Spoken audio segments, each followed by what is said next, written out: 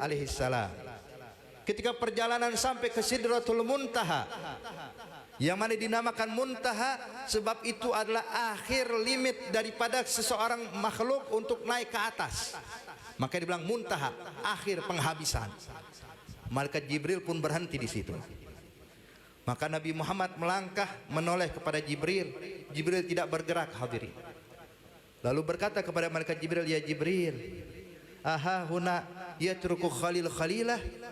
Apakah di tempat yang seperti ini seorang teman bakal meninggalkan temannya? Ya Jibril, kalau seandainya selama perjalanan kau nggak temani saya berani. Tapi saat yang paling menegangkan, saat berjumpa dengan Allah, mesti kau temani saya Jibril. Saya nggak berani sendiri, kata Rasulullah. Maka apa jawab malaikat Jibril, hadirin? Dia mengatakan, gali ya Muhammad, in juzta ikhtarakta wa in juztu ihtaraktu ma minna ila ladaihi maqamun ma'lum. Ya Rasulullah, kalau engkau melangkah kau bisa berjumpa, tembus berjumpa dengan Allah.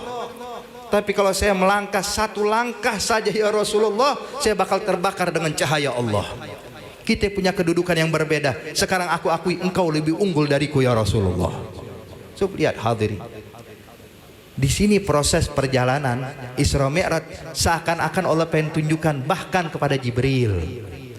Ya Jibril, walaupun engkau pemimpin para malaikat, walaupun engkau pemberi wahyu kepada para anbiya dan para mursalin, tapi tetap kau perlu tahu, ini kekasihku Nabi Muhammad, kau pun gak bakal bisa mengunggulinya. Bahkan menandinginya tidak mampu. Ditunjukkan sama Allah di waktu sampai Sidratul Muntaha, Jibril pun tahu magamnya Rasulullah. Maka saat itu dia katakan, ma minna illa ladaihi maqamun ma'lum. Kita punya kedudukan berbeda ya Rasulullah. Saya pun enggak berani maju, engkau silahkan maju. Hadirin hadirat yang dimuliakan Allah Subhanahu wa taala. Kemudian juga ketika Rasulullah mendapatkan wahyu perintah salat 50 waktu. Lihat di sini juga ada pelajaran penting, hadirin. Waktu Nabi dapat perintah 50 waktu, Pak, kembali turun, maka siapa yang menghadang Nabi Muhammad? Kita pasti semua tahu, dialah Nabi Musa alaihissalam. Nabi Musa ibaratnya langsung open sama Rasulullah ya. Waktu Nabi setelah berjumpa dengan Allah, Nabi Musa bilang, ya Muhammad, ya Rasulullah, ya Habibullah, apa perintah Allah kepadamu? Apa perintah Allah kepada umatmu? Bapak ibu sekalian, tadi Nabi Musa waktu di Baitul Maqdis ada nggak dia? Ada, sholat di belakang Rasulullah. Tapi pernah nggak negur Rasulullah? Tidak. Dan diriwayatkan Nabi Allah Musa ada di langit ke-6 tinggalnya, hadirin. Waktu Nabi naik ke langit ke-6 berjumpa dengan Nabi Musa, apakah Nabi Musa menegur Rasulullah? Tidak. Lalu kenapa setelah kembali kepada Allah, dari Allah, Nabi Musa adalah satu-satunya Nabi yang menegur Nabi Muhammad? Bukan satu kali ya ayohal ahbab, berulang kali Nabi Musa mengatakan, ya Rasulullah, apa yang diperintahkan Allah untukmu? Maka Nabi katakan, gali ya Musa, Allah perintahkan saya salat 50 waktu. Maka Nabi Musa pun mengatakan, ya Rasulullah, umat saya yang badannya lebih besar dibandingkan umatmu nggak sanggup walaupun cuma satu waktu. Satu waktu Allah perintahkan salat masih banyak yang ninggalin, apalagi umatmu ya Rasulullah. Minta keringanan sama Allah. Hadirin, kita tahu tadi perjalanan Nabi Muhammad sampai Sidratul Muntaha, bagaimana takutnya Rasulullah. Tapi demi memikirkan umat, demi memikirkan kita ayolah ahbab, Nabi beranikan kembali berjumpa dengan Allah. Inilah bentuk kasih sayangnya Rasulullah. Sebab orang kalau sudah sayang kepada sesuatu, nggak peduli walaupun dia harus mengorbankan dirinya. Kita ambil contoh, kalau seorang ibu hadirin yang sangat sayang dengan anaknya, tahu-tahu itu anak tertinggal di rumah dan rumah kebakaran, anaknya di dalam, kira-kira apa yang dilakukan oleh ibu? Dia bakal masuk ke dalam walaupun tahu dia bakal meninggal dunia. Yang penting anaknya selamat. Ini yang dipikirkan. Kalau orang sudah penuh kasih sayang, dia bakal lupakan dirinya. Dia tidak pedulikan dirinya, yang dipedulikan orang yang disayanginya. Maka Rasulullah waktu dapat ucapan Nabi Allah Musa, dia tahu ini bukan sembarangan berjumpa dengan Allah, bukan perkara sepele, tapi demi memikirkan kita ayyuhal ahbab. Nabi Muhammad pun kembali berjumpa dengan Allah. Dikurangi sama Allah jadi 45. Turun. Dan ini juga pelajaran penting hadirin ya. Kalau kita dapat perintah Nabi Muhammad merasa dirinya sanggup, dan dia bakal mengusahakan gimana umatnya pun juga sanggup. Dia bakal pikirkan nanti, yang penting dapat perintah kerjakan dulu. Maka Nabi Muhammad waktu dapat perintah kurang 5 kali, siap ya Allah, turun. Ketemu Nabi Musa, ditegur lagi, ya Muhammad, berapa Allah perintahkan buat kau dan umatmu? 45 ya Musa. Jangan ya Muhammad, minta keringanan lagi, minta lagi takhfif dari Allah. Maka mundar mandir Nabi Muhammad berjumpa dengan Allah, dengan Nabi Musa, itu dari 50 waktu sampai Allah katakan, ya Muhammad, aku perintahkan engkau dan umatmu sholat 5 waktu, tapi pahalanya tetap 50 waktu, kata Allah subhanahu wa ta'ala. Sampai waktu kembali kepada Nabi Musa, hadirin, Nabi Musa kembali bertanya, ya Muhammad, berapa waktu? 5 waktu. Minta keringanan lagi ya Rasulullah.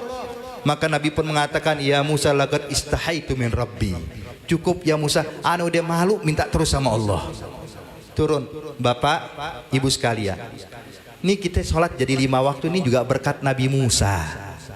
Coba bayangin kalau kita sholat 50 waktu, hadirin. Kalau Nabi Musa nggak negur Rasulullah, waduh repot, ini majelis nggak bakal ada, hadirin. Gimana mau baca maulid setengah jam azan, satu hari 24 jam, hadirin, sholat 50 waktu, nggak nyampe setengah jam azan, sholat terus kita. Akhirnya masjid kagak kebangun, musola kagak kebangun, majelis nggak bakal ada, sibuk dengan sholat doang kita. Tapi subhanallah, lihat hikmah, hadirin, berkat Nabi Musa. Makanya kita jangan lupakan jasanya Nabi Allah Musa alaihissalam. Dan yang kedua, hadirin, kata ulama, kenapa Nabi Musa yang menegur Rasulullah?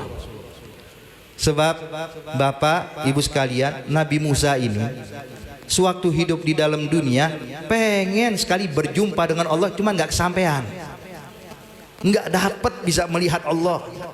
Kan Allah sebutkan dalam Al-Quran, waktu Nabi Musa berada di Bukit Tursina, saat itu Nabi Musa mengatakan, Rabbi arini anzur ilaik. Ya Allah, tolong perlihatkan zatmu, saya ingin memandangmu ya Allah. Sebab Nabi Musa ini selalu bisa mendengar suara Allah, bercakap-cakap dengan Allah subhanahu wa ta'ala, tapi nggak pernah mandang, tidak pernah melihat. Kerinduan dari hati Nabi Musa itu yang membuat dia berani meminta untuk melihat Allah. Kita kalau biasanya bapak, kalau berpisah, kalau anak kita ada di luar kota atau di luar negeri belajar atau bekerja, mungkin kalau rindu kita saling telepon-teleponan, kita telepon dengar suara. Kalau cuma telepon-teleponan bakal timbul kerinduan. Gimana sih kalau melihat mukanya sekarang? Apalagi sekarang udah ada video call ya. Kalau zaman dulu masih telepon, sekarang langsung video call. Kenapa? Biar bisa lihat langsung, hadirin. Maka Nabi Musa pun juga mengatakan karena kerinduannya, dia pun mengatakan, arini anzur ilaik. Ya Allah, perlihatkan zatmu, aku ingin memandangmu. Maka Allah pun mengatakan pada Nabi Musa, innaka lan tarani walakin unzur ilal jabal fa in istaqarra makanuhu fasawfa tarani. Ya Musa, engkau enggak bakal bisa melihatku, tapi lihat ini gunung. Kalau gunung Tursina ini tidak hancur, engkau bakal bisa melihatku, kata Allah. Ketika Allah tunjukkan sedikit cahayanya, maka gunung pun hancur dan Nabi Musa pun jatuh pingsan, hadirin. Enggak sanggup. Maka kerinduan pada Nabi Musa ini tidak hilang sampai dia wafat, hadirin. Sampai dia meninggal tetap belum bisa melihat Allah. Maka saat Nabi pulang berjumpa dengan Allah, dia berpikir kalau enggak bisa melihat Allah, paling tidak bisa melihat orang yang pernah mandang Allah. Nabi Muhammad begitu balik, mukanya makin bercahaya. Nabi Musa waktu melihat cahaya di wajah Rasulullah lebih daripada sebelumnya. Waktu di Baitul Maqdis, Nabi Musa melihat Rasulullah ada cahaya, tapi nggak seperti cahaya ini, hadirin. Ini cahaya setelah memandang zatnya Allah. Maka Nabi Musa berkata, ya Muhammad, minta keringanan. Begitu turun balik lagi, dia sendiri ketika pulang berjumpa dengan Allah yang kedua kali, cahaya Rasulullah makin terang, hadirin. Nabi Musa pun makin rindu lagi, minta lagi keringanan, terus berulang kali sampai akhirnya Nabi mengatakan, laqad istahaitu min Rabbi. Hadirin hadirat yang dimuliakan Allah. Ini kalau kita bicara tentang Isra Mi'raj, ya, sejam 2 jam ini nggak cukup buat kita, hadirin. Ya, masih banyak lagi sebenarnya kisah-kisah tersebut. Tapi intinya, perjalanan Isra Mi'raj itu membawa pesan buat kita bahwa Nabi Muhammad adalah manusia yang paling dimuliakan Allah, yang paling diagungkan Allah. Maka kita semuanya alhamdulillah menjadi bagian daripada umatnya Nabi Muhammad. Kita bapak ibu sekalian walaupun ibadah kita nggak banyak. Walaupun kita kalau sholat Pak 5 waktu kadang-kadang masih lupa berapa rakaat, betul. Ini tadi 3 atau 4 rakaat sholat isya kita. Sholat kita masih belum bisa khusyuk, tapi Allah nggak pedulikan. Allah tetap katakan kepada kita, kuntum khaira ummah. Kalian adalah sebaik-baik umat. Sebab apa kita jadi sebaik-baik umat? Bukan karena ibadah kita, bukan karena sholat dan puasa kita, bukan karena zakat dan sedekah yang kita tunaikan. Tidak, hadirin. Tapi kita jadi mulia berkat kita sebagai umatnya Nabi Muhammad sallallahu alaihi wasallam. Maka oleh karena itu dalam perayaan Isra wal Mi'raj tanamkan rasa cinta kepada Rasulullah. Kaitkan hati kita dengan Nabi Muhammad. Muliakan Rasulullah dalam kehidupan kita. Amalkan syariat Nabi dalam kehidupan kita. Dan orang yang cinta sama Nabi Muhammad gak bakal meninggalkan syariatnya. Orang yang cinta sama Nabi Muhammad gak bakal meninggalkan sunnahnya. Orang yang cinta sama Nabi Muhammad gak bakal pernah putus bersalawat kepada Nabi Muhammad.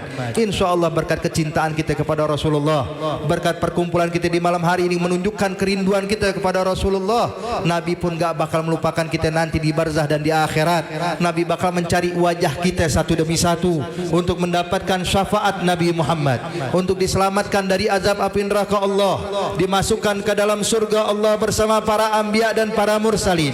Sehingga saat ini kita cuma bercerita tentang Nabi Musa, bercerita tentang Nabi Isa, bercerita tentang para anbiya. Insya Allah mata kita ini bakal diizinkan oleh Allah untuk memandang wajah mereka di akhirat, berkumpul bersama para anbiya dan para mursalin, bisa memegang tangannya Rasulullah, bisa meminum telaga dari tangannya Rasulullah, dan bisa duduk bersama Nabi Muhammad dan mendengarkan ucapan-ucapan Nabi Muhammad. Amin ya rabbal alamin. Allahumma ja'al jam'ana hadza jam'an marhuma wa tafarraqana min ba'dihi tafarruqan ma'suma wa la taj'al fina wa la ma'ana syaqiyan wa la mahruma. Allahumma adina bihudak waj'alna mimman yusari'u fi ridak wa la tuwallina waliyan siwak wa la taj'alna mimman khalafa amrak wa asak birahmatika ya arhamar rahimin ya arhamar rahimin ya arhamar rahimin. Wa sallallahu ala sayyidina Muhammad an-nabiyil ummi wa ala alihi wa sahbihi wasallam walhamdulillahi rabbil alamin. Lebih kurangnya al-fakir mohon maaf. Wabillahi taufiq wal hidayah. Wassalamu alaikum warahmatullahi wabarakatuh.